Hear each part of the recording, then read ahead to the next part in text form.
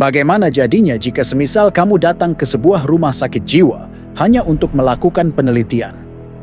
Tapi begitu kamu menyapa perawat, senyum kamu dianggap gejala, cara kamu berjalan dianggap delusi, dan setiap kata yang keluar dari mulutmu dipelintir menjadi bukti bahwa kamu gila. Apa yang akan kamu lakukan? Selamat datang di Psikologi Muda, ruang belajar psikologi paling sederhana dan mudah dipahami. Kalau kamu suka pembahasan seperti ini, bantu ruang ini tumbuh dengan subscribe. Mari kita mulai. Pada tahun 1973, seorang psikolog bernama David Rosenhan punya satu pertanyaan berbahaya. Kalau orang sehat masuk rumah sakit jiwa, apa mereka bisa keluar? Pertanyaan sederhana, tapi jawabannya mengguncang seluruh dunia psikiatri. Rosenhan merekrut 8 orang. Profesor, mahasiswa, psikolog, semua orang normal. Mereka tidak punya riwayat penyakit mental. Satu-satunya instruksi, datang ke rumah sakit jiwa. Katakan kamu dengar satu kata, empty, hollow, thud. Itu saja, tidak ada perilaku gila. Tidak ada delusi lain. Yang terjadi berikutnya jauh lebih mengerikan dari yang mereka bayangkan. Salah satu relawan mencatat, begitu saya masuk, semua perilaku saya bukan lagi perilaku manusia, tapi perilaku pasien gangguan mental. Makan terlalu cepat sama dengan tanda kecemasan. Berkeliling sama dengan tanda paranoia. Menulis catatan penelitian sama dengan perilaku obsesif. Relawan menggambarkan betapa hancurnya martabat mereka. Perawat membuka pintu tanpa mengetuk. Pasien diperlakukan seperti objek. Dan yang paling menyakitkan, ketika mereka berkata, I'm actually normal, dokter menulis, denial is a symptom of schizophrenia.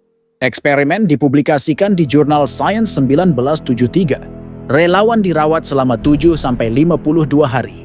Semua akhirnya keluar dengan diagnosis schizophrenia in remission. Artinya, masih gangguan jiwa, tapi lagi tenang.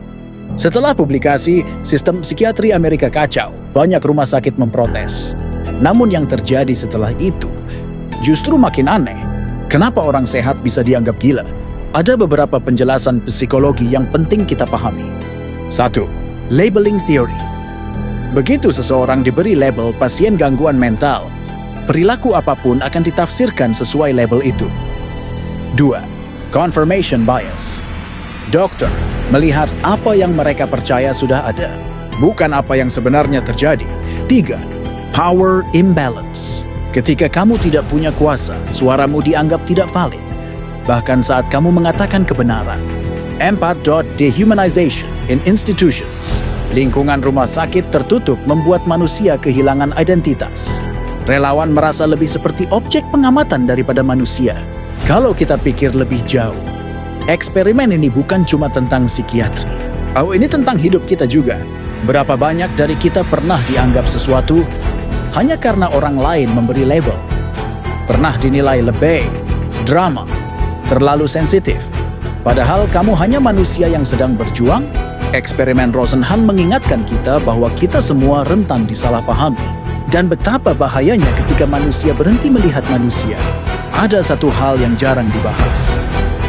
Setelah eksperimen ini, sebuah rumah sakit menantang Rosenhan dan berkata, kirim pasien palsu ke tempat kami. Kami pasti bisa membedakannya. Dan kamu tahu apa yang terjadi? Mereka mengklaim menemukan lebih dari 40 pasien palsu. Masalahnya, Rosenhan tidak mengirim siapapun. Jadi, apa sebenarnya yang membuat para dokter begitu yakin? Apa yang terjadi setelah seluruh sistem psikiatri dipermalukan? Dan kenapa eksperimen ini sampai sekarang masih menimbulkan perdebatan gelap? Semua itu akan kita bahas di part 2. Klik subscribe agar kamu tidak ketinggalan. Terima kasih sudah menonton Psikologi Muda, ruang belajar psikologi yang ingin kita bangun bersama supaya ilmu bisa jadi sesuatu yang manusiawi. Sampai ketemu di video selanjutnya.